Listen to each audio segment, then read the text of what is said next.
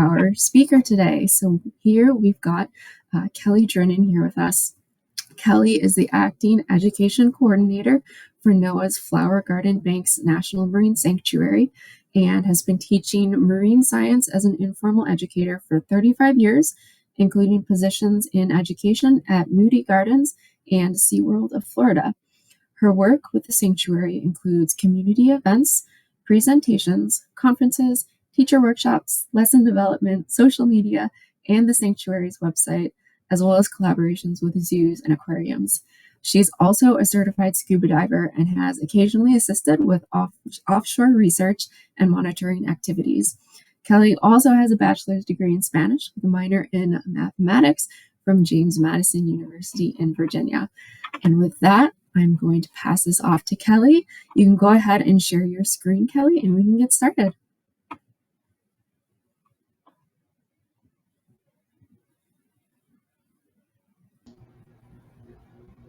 Are you seeing my screen now? Yes. Okay, great. And you may want to shut off your video camera too, so we can see your presentation. I'm going to do that so you can see all of my slides, folks. Thanks, Kelly. I'll be missing a corner. All right, well, welcome everyone. I'm so happy to talk to you about this because this has been a little bit of a passion project for me in the last couple of years. I am, hold on, gotta get my screens cooperating here. I am, as she said, the Acting Education Coordinator at Flower Garden Banks National Marine Sanctuary. Our location is down here in Galveston, Texas, and the sanctuary is located offshore, over 100 miles offshore from that location. Personally, I love nature of all kinds, but especially anything to do with the ocean. I enjoy beach combing to find shells, other interesting items that wash up in the waves. I'm a total fish geek. I love learning how to identify fish, finding new ones I haven't met yet. And then during COVID, with no diving taking place, I turned into a bird nerd and I started applying my animal ID skills to a new group of critters. So now on land, I do the birds, in the water, I do the fish. And I've also amused myself by decorating the fence around my yard with chalk art of sea creatures. And that's what you see in the photograph there in the bottom right. The fish was my first attempt at this stained glass style. And it was like early weeks when we were trapped at home for COVID and I was already going stir crazy. And this is what I did on my lunch hours. The octopus was my second rendition, and then there were several more after that, all the way up to a life-size juvenile whale shark. I did a 10-foot long whale shark on my back fence. As a kid, I loved going to aquariums, visiting the beach, and learning about fish. I just didn't know that any of that could turn into a career. So when I went off to college, as you heard, I studied Spanish and math. They were my favorite subjects. But eventually I found my way back to the ocean and realized I could turn my passion into a job helping others discover what a wonderful place the ocean is. And I've now been an informal science educator for well over 30 years, and I've spent the last 20 of them here at Flower Garden Banks National Marine Sanctuary. Now, if you're wondering where on earth that is, it's one of 17 sites in the National Marine Sanctuary System, which is managed by NOAA's Office of National Marine Sanctuaries, and we're within the National Ocean Service. National Marine Sanctuaries are kind of like national parks, but they're all underwater. But that doesn't just mean saltwater. We actually have sites, as you can see, up there in the Great Lakes.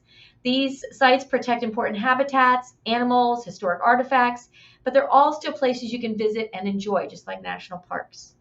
Today, the site I'm talking about, you're going to see, is the only one located in the Gulf of Mexico. Flower Garden Banks National Marine Sanctuary is located off the Texas and Louisiana coasts, and it's in the northwestern part of the Gulf of Mexico. It includes a total of 17 different banks, each of which is a small underwater mountain raised up off the seafloor. These banks lie anywhere from 80 to 125 miles offshore and create a chain of protected habitats for ecologically and economically important species. And the connections between these banks are both geological and biological. The sanctuary is best known for the beautiful, thriving coral reefs on top of East and West Flower Garden Banks. These two banks were the entire sanctuary when it was designated in 1992 and are the source of the sanctuary's name. They include massive amounts of coral that stretch as far as you can see into the distance, mostly brain and star corals, many of which are considered threatened species. And these are the healthiest coral reefs in the entire Caribbean and Gulf of Mexico, this part of the world. These are the last remaining super duper thriving reefs.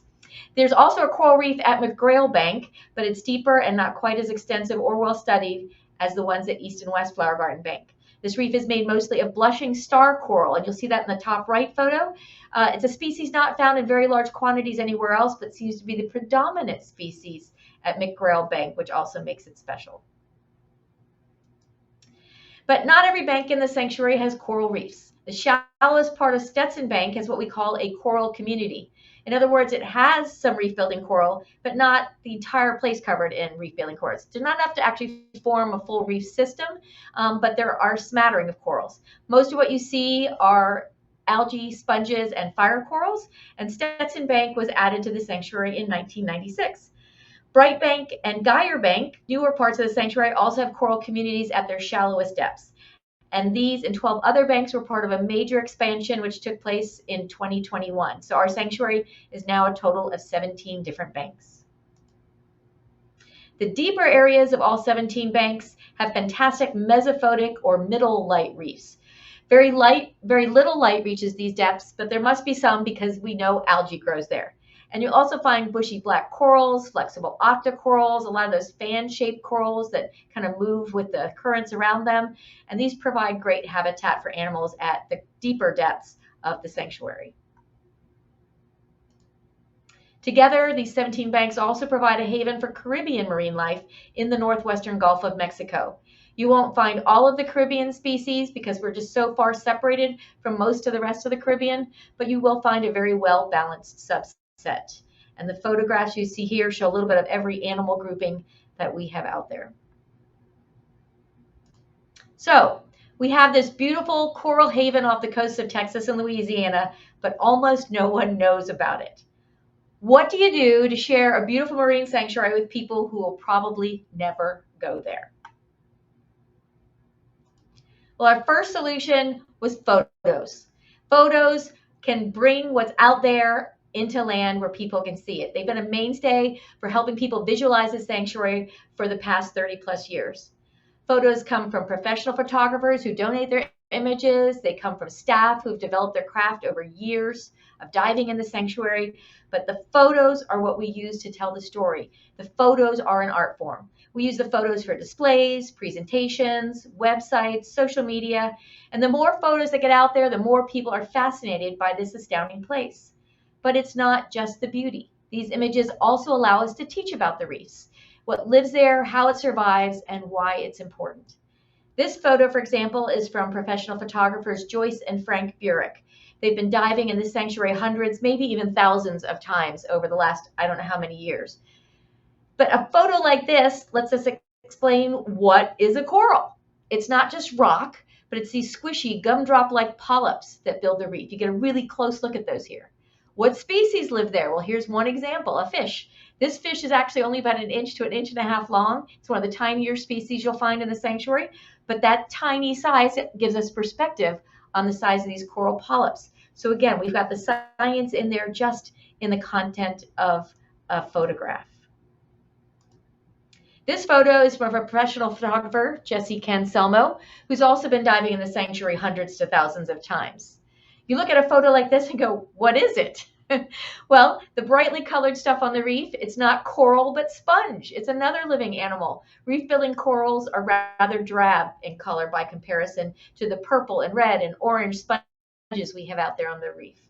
What species live there? This frogfish is one of the more unusual species. It can change color to blend with its surroundings. It has a really fascinating little lure on the top of its head. You kind of see the little fishing pole with the little white blob at the end. And it'll stick that out to actually attract food near its mouth and then, gulp it down when they think they're just approaching something floating in the water. And what plants are part of the reef? Do you see plants in this picture? Well, believe it or not, there's little green bubbles that are actually reflecting back a little bit of that frogfish. That's algae. So not all algae is slimy or ugly. It can be fascinating too. Again, more science because we have these photos and this way through art of bringing science to the people. This photo comes from our former sanctuary superintendent, G.P. Schmall. What do different kinds of corals look like? Well, you can see there are ones that look like brains. We call them brain corals. There are those that have little, if you get in close, they have little star-shaped polyps, and those are called star corals. You can see some are lumpy, some are smooth. How do they build the reef? They fill in every available space. You can see there's not much space here that isn't occupied by coral, and they're actually competing with one another for that space. They get really up close and personal out there, one colony to the next. So again, able to teach about the reef through photos. Now, this was not taken by an individual necessarily. It was taken using a remotely operated vehicle, or an ROV. This is how we explore the deeper parts of the sanctuary, what we call the mesophotic zone, or the middle light zone. What kinds of corals exist there? Well, these that look more like fans. These are soft, flexible corals in this photo called gorgonians. They come in a variety of shapes, colors, and sizes, and their polyps have 8 tentacles instead of a multiple of 6, which is what you'll find on the reef-building corals. Another science moment from photographs. We also found that not just the photographs themselves, but using photographs to create other products was a big benefit to sharing a remote sanctuary like the Flower Garden Banks. So posters were one of our first ways of further incorporating photos. And over the years, we produced many different posters using the same format you see here. Some, like this one, featured collages of creatures, while others featured individual species, like a single photograph that was just a nice macro photograph of a particular part of the sanctuary. And we created identification keys as supplements for the 2 collage posters. And these are available as downloadable files in the education section of our website. They've been around for years, but they're still as relevant as ever. The creatures you see in this particular collage are all shallow creatures, in other words, the shallower parts of the sanctuary. And then we also have a deep reef collage showing the things that live down the darker areas of the sanctuary. And then we started branching out with our posters. This one features images of paintings that were created by artist Jackie Stanley. She used photos from remotely operated vehicle expeditions in the mesophotic zones, and then was inspired by those to then create paintings. So this is her little hobby on the side. She's actually a teacher by trade, but art is her thing. And she does this on the side and created these beautiful art pieces that are hanging in her offices. And then we got those scanned and turned them into a poster. The name alone on the poster, the hidden highways, what she called her photo, her original mural, refers to the connectivity between the various banks of the sanctuary and the organisms that live there. Again, another science moment. And this also had a supplemental identification key that we handed out along with the poster. The key not only identifies each species, but shows the exact photos the artist used for inspiration. Most recently, the Office of National Marine Sanctuary celebrated its 50th anniversary, and as part of that celebration, decided to do graphic posters for each of the different sanctuaries in the system. Ours just came out in December 2023 and arrived on our doorstep yesterday. So we finally have our physical posters in the office and ready to hand out at community events. The front graphically represents the shallow and deep reef habitats, highlights some of our key species like manta rays that are found in and around the reefs. It shows off the tools we use for research and exploration with our research vessel at the surface and an ROV down there exploring the depths. And it recognizes that this site is a dive destination with our 2 little scuba divers up near the surface, thinking about heading down to those beautiful reefs. The back of the poster features information about the sanctuary, interesting facts about individual species, about the research and monitoring we do to manage the sanctuary, and just a plethora of information for those that are interested in wanting to know more. The poster images are available for download also from our website, and print copies, as I said, will be distributed out through our community events. This is something people want to frame and hang on their walls. In fact, we've been so excited to get these in. I can't wait to frame one and hang one up in my own house. But it also teaches about the sanctuary. That said, that brings back one of the drawbacks of doing a 2-sided poster. Once it's framed and hanging up, you don't have that information available. So what some places will do is if they want the information and the poster side by side, they'll take 2 posters and frame them in opposite directions. So the front showing on one and the back on the other. Jackie Stanley, who created that Hidden Highways, the art we used in the Hidden Highways poster, is not only an artist, as I said, but a school teacher, and she's also a former Sanctuary Advisory Council member. She's been diving in the sanctuary many times and was fascinated with it and wondered why more people didn't know about this amazing place. And as a teacher, she inspires elementary age students to learn about all of our national marine sanctuaries, but wondered how we could do that for the general public. So Jackie put to use her educational experience and her art skills and helped us develop a mural project that we then incorporated to some open house events we used to hold called Ocean Discovery Day. First, she painted a mural, which you see here. Then we segmented the mural using string, and that's what you also see in the picture here. That string's just laid over the image from top to bottom and side to side, and that breaks it down into squares. And then we invited visitors to each select one of the resulting squares and paint a replica on a small square canvas.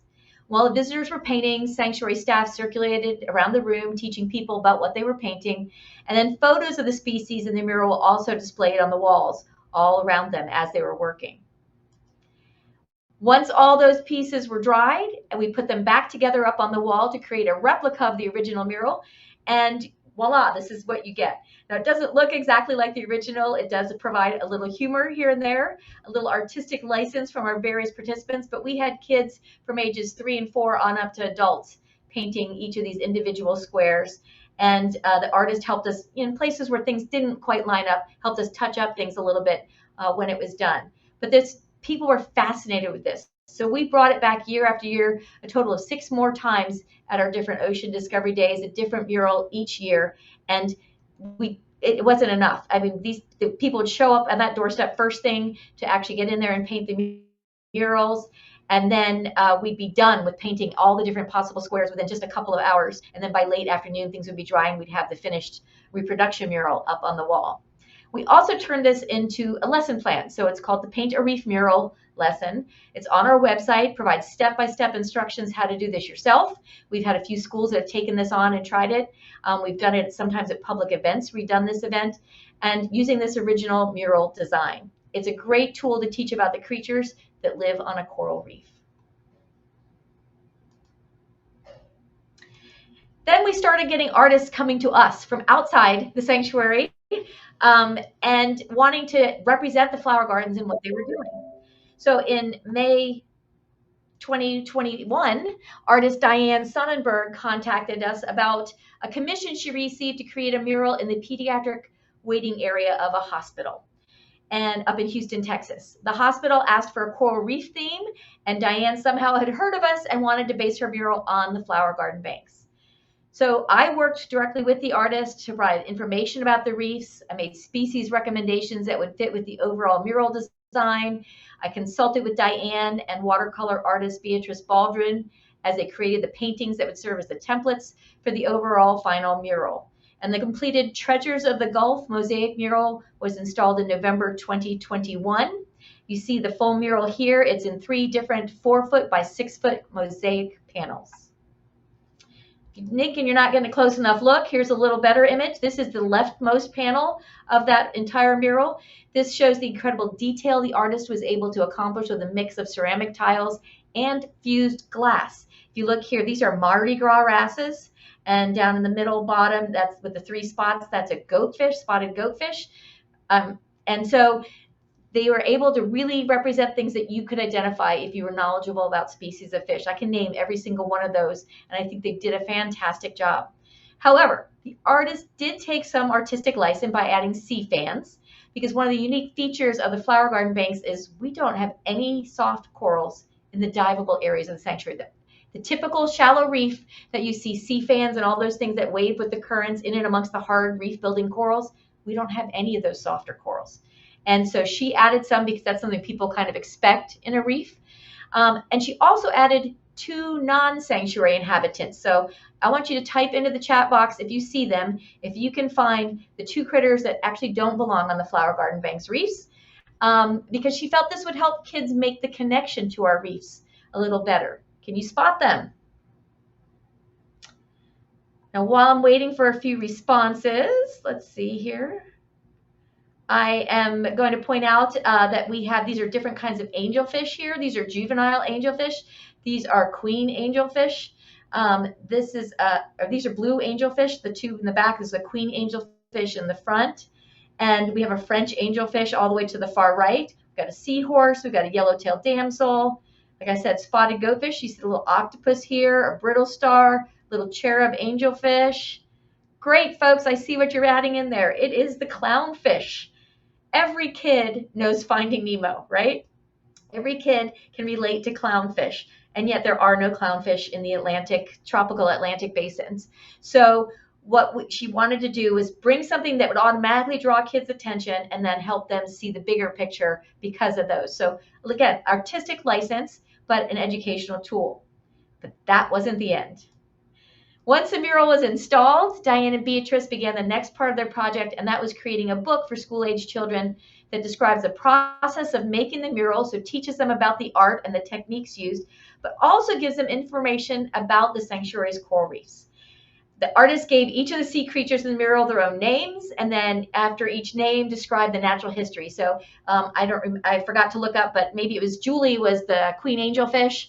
So Queen Julie, and then they would tell all about queen angelfish and how you could identify them or what was unique about what they like to eat and things like that. And the key to the mural species, similar to what we had with our posters, is provided at the back of this book. It is a hardcover book. You can purchase it online, but they also make copies available right there with the mural in the waiting area so people can continue to learn more about the reef, more about art, and learn about the different species found in the sanctuary. I also consulted extensively on the contents in the book to ensure accuracy of the information about the sanctuary species and make sure that the information was representing the sanctuary well. But walls aren't the only place for educational tile art.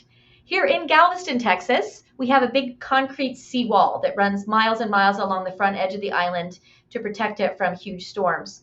And along that are concrete benches, and they're pretty much just black. They were just plain concrete blocks in a rectangular shape, right? So one local organization, Artist Boat, a nonprofit group that focuses on art and science, started something called Project SIT, S-I-T, for Seawall Interpretive Trail. And they transformed these concrete benches along the Galveston seawall into tiled works of art, telling stories of Galveston Island and the Gulf of Mexico. Each bench features an educational message of some kind and art as created by all different kinds of people. 4 of the 70 benches out there on the seawall are connected to the sanctuary in some way. This one is called Flower Garden Banks. It features fish and invertebrates of the sanctuary, and it was created by students at a local school. And you can see they provided information along with it. You can't actually read it on the slides, but they did provide information about the different creatures, about the location, and so forth, as they learned about Flower Garden Banks National Marine Sanctuary. This was a way for them to further express their knowledge in something that was going to be shared with the whole community. Another bench called Coral Corral Flower Garden Banks was created by a Galveston artist, and it features a coral reef scene and comments on the high coral cover at the Flower Garden Banks. We have over 50% coral cover on our reefs, which means over half of the bottom is covered in living coral, and compared to someplace like the Florida Keys right now, that's only about 1 to 3%. This is a fantastic amount of coral, and one of the reasons we consider these reefs so healthy. The artist obviously learned something about the sanctuary, but didn't pay close attention to what it looks like or what species live there. We did not know the artist. We were invited to come to the grand opening of this particular bench, and that was when we met the artist, who had not talked to us beforehand. But what we do see in our sanctuary are primarily the big boulder-shaped corals, as I showed you in that photo with the brain and star corals, but no seagrasses, and yet there are seagrasses in this image. And all of the fish species here are actually Pacific fish species.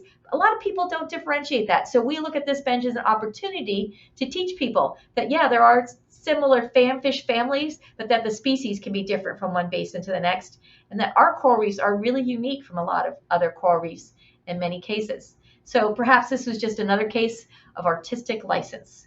So art can teach, but it can also sometimes muddle the waters a little bit. This one is called Greetings from Flower Garden Banks National Marine Sanctuary, and it features the sanctuary's iconic manta rays. We have over 100 different mantas that have been identified in sanctuary areas. We identify them by the spot patterns on their bellies, and that's what is highlighted here on this particular bench. This was sponsored by several Sanctuary Advisory Council members, and some staff were involved in this one as well. And last but not least, we have Silly Springy Sargassum that features the floating algae all over the Gulf of Mexico and that sometimes washes up on Galveston beaches. So a very good Gulf and beach community reference there. And this was created by students of that Advisory Council member and artist, Jackie Stanley. So moving beyond the ceramics, now we're into drawing and pen and ink and so forth. Houston artist Colleen Maynard reached out to us in the fall of 2018, and she was interested in applying her expertise in botanical, biological, and geological illustration to do the corals and invertebrates of Flower Garden Banks National Marine Sanctuary. The next year, she received a grant through the Houston Arts Alliance to produce a series of graphite and mixed media, which accounts for the ink and color pencil parts you see here, to do these drawings documenting coral reef life with the goal of introducing people to the sanctuary right in their backyard. For this project, she selected 5 different coral species to draw, then proceeded to capture every little nuance of texture and structural detail in her black and white illustrations. You can tell that she is a biological illustrator when you look at these. She then added little spots of color in the forms of detailed invertebrates and sponges and things that were tucked in and around the corals.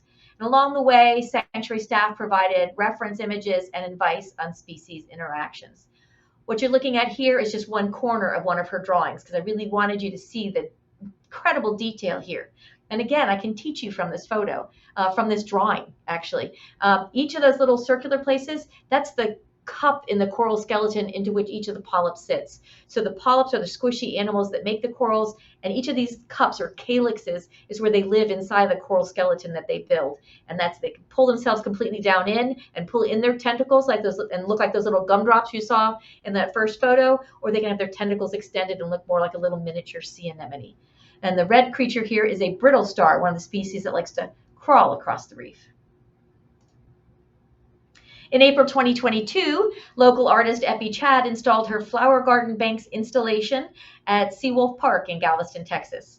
This is a very site-specific art project that was designed to connect Galveston residents to that sanctuary offshore and help them understand their proximity to this place that has incredible biodiversity. Since the project proposal was submitted and initiated before the sanctuary expanded in 2021, she focused on the 3 banks that were the sanctuary at the time the project began. The installation took the form of 3 lightweight berms that were created from like those flexible tent poles you would use when putting up a pup tent, and were positioned to represent the locations of these banks relative to one another. So in the front of this photo, you see Stetson Bank, which is closer inshore, and about 80 miles distant from East and West Flower Garden Bank that were huddled closer together, about 12 miles apart, about 115 miles offshore. So she tried to represent the positioning of these banks, and then the textiles she used to cover these actually glow in the dark and create that different experience for visitors that come after sunset and simulate the bioluminescence you might see out on a reef. So the graphic panel you see here in the front provided information about the sanctuary, gave a link to the sanctuary website for additional information, and our sanctuary superintendent attended the grand opening to, again, provide messaging about the sanctuary to the community. Voice of Coral is perhaps the most recent of these art projects that we have seen associate with the sanctuary. It was created by Miguel Sebastida in Galveston, Texas. He's actually a Spanish artist from Spain who's working at the Galveston Arts Studio here in where our offices, near where our offices are located. And the sanctuary supported this work by providing recordings of the soundscape from multiple sites within the sanctuary. Voice of Coral is an exhibition that looks closely at the technique of acoustic enrichment in reef restoration efforts. What people may not realize is that it's the sounds of the reefs that very often draw the larval forms of some species to the reef area for settling, some of them being the things that form and attach to the bottom, and others being fishes, and others that continue to move through the sanctuary. But a lot of them they found are attracted by the sounds. So sometimes in reef restoration in areas where reefs have been decimated, they go in there and they replant some corals, but they also add sound to the area to try and draw in more things to settle into that area. And so the artist was trying to capture that idea by sculpting these metal pieces that look like the seascape of our big boulder-shaped corals, and then adding all those microphones into it. So it's a visual art, it's a sound art, it's using actual recordings from the sanctuary to, again, help us teach about the science of coral restoration. In 2021, one of the biggest art projects that had to do with the sanctuary came into being. Artist John V. Folmsby began consulting with sanctuary staff regarding her Aquarius Art Tunnel project. This is a project commissioned by the Houston Mayor's Office of Cultural Affairs on behalf of IAH, which is the George Bush Intercontinental Airport, and it was done through the city's Civic Art Program and Houston Arts Alliance. The goal of the project was to create an immersive ocean experience in a 240-foot tunnel between airport terminals, using sanctuary images and sound for inspiration. This tunnel is actually on the public side of the airport before you go through any security gates, so anyone in the airport could go find this and visit this, but it is actually connecting two parts of the international terminals, so most likely international visitors. And Janvi herself is an international visitor. She came to the States originally from Mumbai, India, and has made the United States her home. And this is the tunnel that she often travels through to go home for visits in India. So it was very meaningful to her on a personal basis, but also provided this beautiful art venue at the airport. In 2022, the installation was completed, and it truly is immersive in every sense of the word. The first thing I'd like to point to are the ceiling fixtures overhead. These ceiling lights are covered in semi-transparent pieces called lenticulars that show a mix of art and sanctuary photos that change with your viewing angle. Think some of those postcards you can get that are kind of a 3D feeling on the surface, and when you shift them, you see different things. That's what she did with these overheads, and I'm going to try and show you this video here. I tried to capture it with my phone looking at the video, so you can see how depending on your angle to the actual overhead, you see the photo of the brain corals, the photo of the star corals, and then Janvi's signature color patterns that you can also see on the walls in the tunnel. The walls themselves depict murals of sanctuary life and habitats intermingled with her brilliant swaths of color. The floor is covered in a specially designed carpet modeled after coral polyps. You'll see them in blue and pink and green, but the polyp tentacles kind of swaying. And as if that weren't enough, visitors also hear original music overlaid with sanctuary reef sounds as they travel through this space. And one added bonus, there's even a QR code at each end that allows you to grab an Instagram frame for your photo that you might take of yourself there in the tunnel. As with many of the art pieces shown earlier, you can see the influence of sanctuary photographs on the final product. I can actually point to specific photographs that I know are in her collection and say that's what this is showing. That's this part of the sanctuary. And I can see that in many of these pieces. The art that Colleen did with her drawings.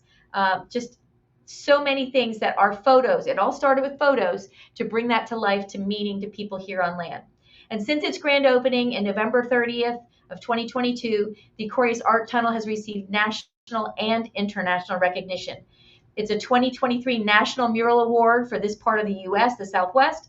It has a UNESCO endorsement for the Decade of Oceans and the 2023 CodaWorks International People's Choice Award for large installation art projects across the globe. She won the People's Choice Award with more votes than any project has ever received in the history of those awards. So pretty fascinating.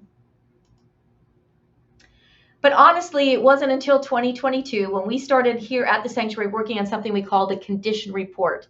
It's something we look at to see how the sanctuary has been doing over a certain time span. And we were tasked with identifying our sense of place for the first time. And that was when I realized the extent of the art that has stemmed from this ocean treasure. This in turn prompted the creation of a webpage called Sanctuary Inspired Art, and which features most of what I've shared with you today. Admittedly, these are not all of the art projects that have ever come out about because of the fascination with Flower Garden Banks National Marine Sanctuary, but they clearly demonstrate connections being made which help us share the beauty, the science, and the conservation messages that are so important. For a remote location like the Flower Garden Banks that most people will never go to in person because it takes a 7-hour boat ride to get there, building awareness is the key to nurturing that sense of place, and art is one of our tools. You can visit our Sanctuary Inspired Art page and learn more about the sanctuary as well at flowergarden.noaa.gov. And not only am I the education outreach person, but the website is one of my tools. So this is one of my fun places to express myself and share all the wonders of the sanctuary. So the Sanctuary Inspired Art page was a fun project to work on.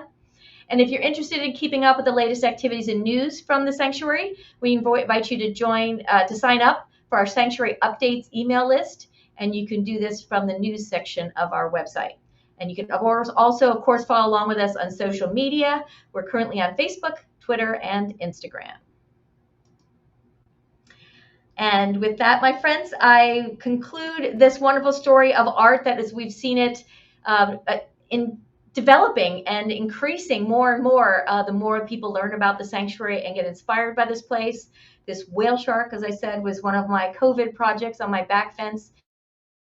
Yeah, it's not still there. It's eventually worn off, but it was a really fun project. And I may not be a full-fledged artist, but I have had my moments and enjoy working on projects, including the NOAA Library's temperature project.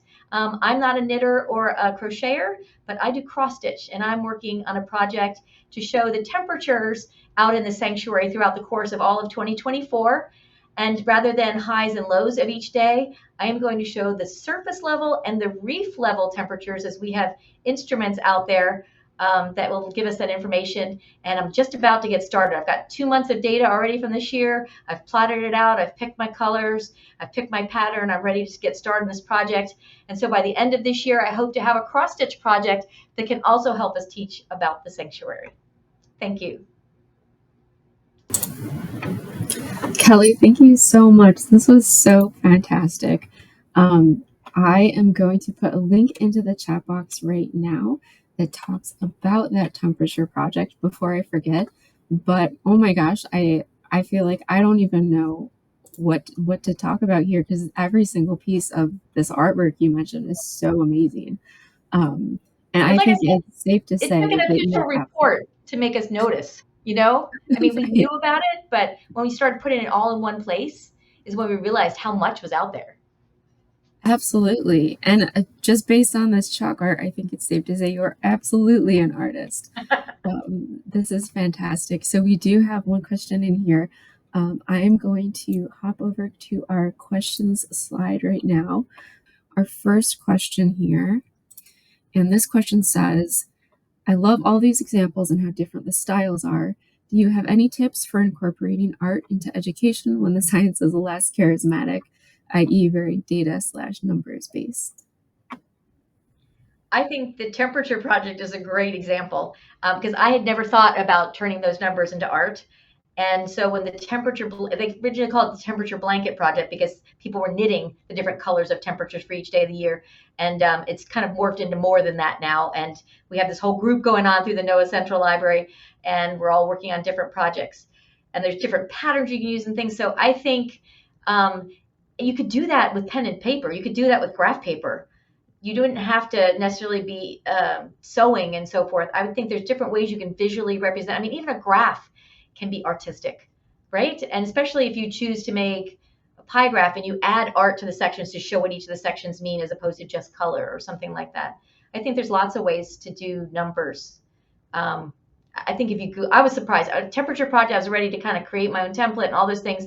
And somebody's like, just Google it. There's lots of cross stitch temperature projects out there. I'm like, oh, really? So there's a ton of stuff out there. Just, yeah, Google it. That's my recommendation. I think that is a great recommendation. There's so much stuff out there. I know that sounds big, but there are so many Yeah. creative people out there.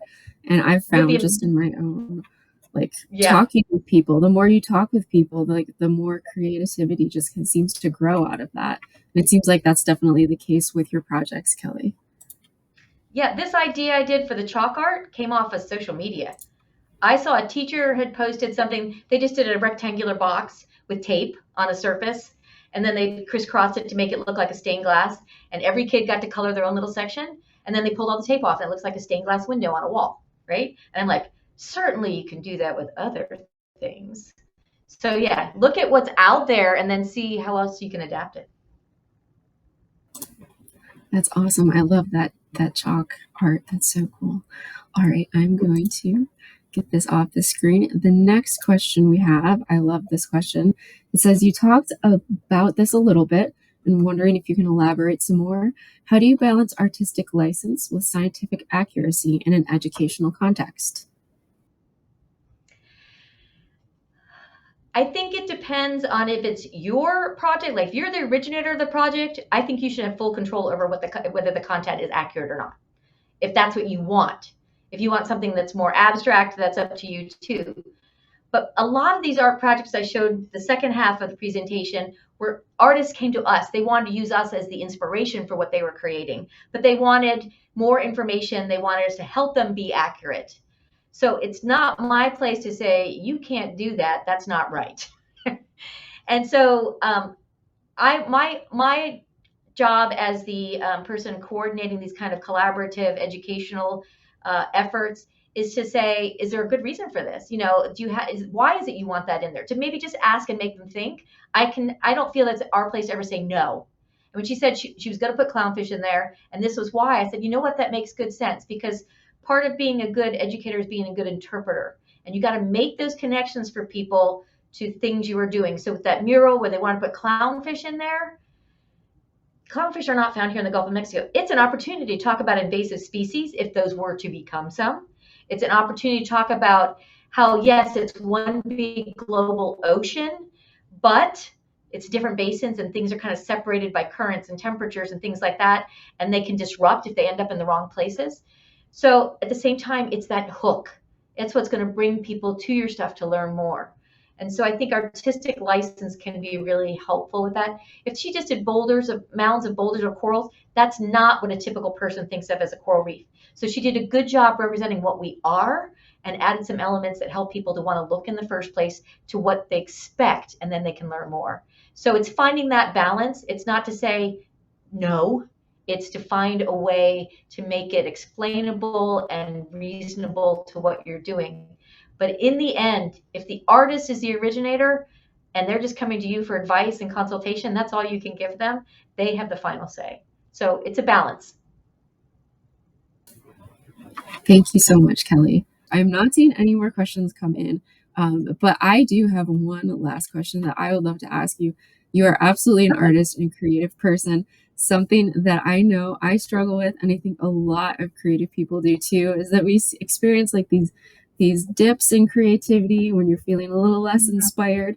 And I'm just wondering, what do you do to find some of that inspiration again? God, that's hard. You know, the temperature project kind of, I haven't done cross stitch in years now. And I was like, ooh, the temperature project, that sounds really cool. I need to do that. I also, just the last year, we put in something called a SOFAR buoy. And it's this small little yellow buoy with black solar panels on it that reminded our staff of a minion. So we actually named him Bob when we put him out there on the surface. And I was inspired. I walked through a store and on a clearance rack saw this extra large, bright yellow sweatshirt and thought, I have to make a Bob costume. So I actually made myself a SOFAR buoy costume that I sewed. I used felt to put on solar panels, and I actually recreated the SOFAR logo and cut it out in felt and hand stitched it onto there. And I did it as a Halloween costume. And then I wore it to work the next day with a school group and asked them to guess what I was. And they got to talk about how you use instrumentation in the ocean to help understand what's going on when you can't be there. So I'll probably pull it out again and use it several more times. But I don't know, my inspiration comes from really weird places. That yellow sweatshirt spoke to me on a shelf in a clothing store. And all of a sudden I'm like, oh, I have to make this. And I made it in one night. It was like 2 days before Halloween when I made it, you know? It's just certain things catch my eye. I did the chalk art and I was so excited and enthusiastic about it for several weeks. And I bought more chalk and I bought more tape, and I've never done another one since after the whale shark. The whale shark was my last one. I did a shark, a seahorse, a jellyfish, octopus, fish, sea turtle. That was the other one I did. Yeah, and my neighbors, I was trying not to upset neighbors because I don't have an HOA, so I don't have to worry about that. And I was doing it on the front fence that faces the street because I wanted people to see what I was doing. But they already know I'm the weird nature lady in the neighborhood. So, and then I had my next door neighbors come and say, would you do it on our fence too? And by then I just kind of burned out. So I think it's just, I can't explain where my inspiration comes from. It just comes at weird moments. I go tons of time without doing anything creative per se. But here at work, I do it through social media posts. I see things that other people post, and I get inspired to create something myself.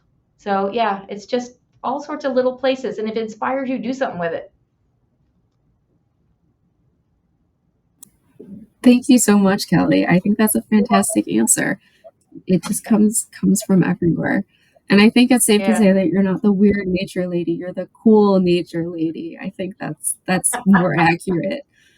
All right. And while you were Yeah. talking, we just got one more question. So let me get that up on the Okay. screen. I love this question. This says, can you talk about the role of art in changing public perceptions? I'm an artist working on scientific illustrations of sharks with the intention of challenging misconceptions and fear surrounding these animals, and I'd appreciate your advice. Hmm. Sometimes art has to be coupled with supplemental pieces. So, like, we did those collages, and then we provided the supplemental piece that outlines each and says, creature number one is this, and here's something to know about it. So, if you're going to be doing art about sharks, you might do one that has a satellite tag attached to it. Start a conversation about how you track sharks and how we learn about it. We just announced last week, I think it was, in 2023, they identified as great white sharks as being in the sanctuary for the first time ever. That's probably not the first time they ever visited, but the first time we knew we were there. And it came about because we put an acoustic array in there to track other species of fish. And then other people who were tracking sharks, their sharks happened to pass past our arrays, and we realized they were there. So that's a really cool science thing that engages people because people are all fascinated with great white sharks. I personally, when I'm diving out there, I don't know if I want to actually see one right next to me, but it's cool to know they're there and that they're fascinating. So in your art, add in elements of the science that goes with it. Maybe it's highlighting the lateral line on the side of the shark, as this really cool sensory organ, highlighting it in some way in the way you draw or paint or however you're, illustrating the shark. And it highlights that feature, or the ampullae lorenzini, which are the little sensory organs up near their noses. Find ways to highlight different features. And we identify sharks sometimes by particular, like whale sharks, if you want to go to the big guys, spot patterns. And we use software that comes from NASA that they use for identifying star patterns in the sky. The connections between space science and ocean science, really cool stuff. So there are ways to do it. So think about what you find most fascinating about the sharks, I would say, or what science is doing with sharks. What's the coolest science about sharks right now? And then find a way to add that into the way that you do your art about the sharks. Thank you so much, Kelly. That was fantastic. All right, I You're think we welcome. are just about at time, and I'm not seeing any more questions, so we can head out a couple minutes early. So I will just say thank you so much, Kelly, for this absolutely fantastic presentation. And we are just so grateful for your time here today, sharing all of this awesome work with us. And thank you everyone for joining us today. This is a really fun seminar series. The library, we are really, really excited to get this started. And we were so happy to see so much enthusiasm from everyone as well. So thank you very much. And don't forget to join us for our next seminar in this series in June.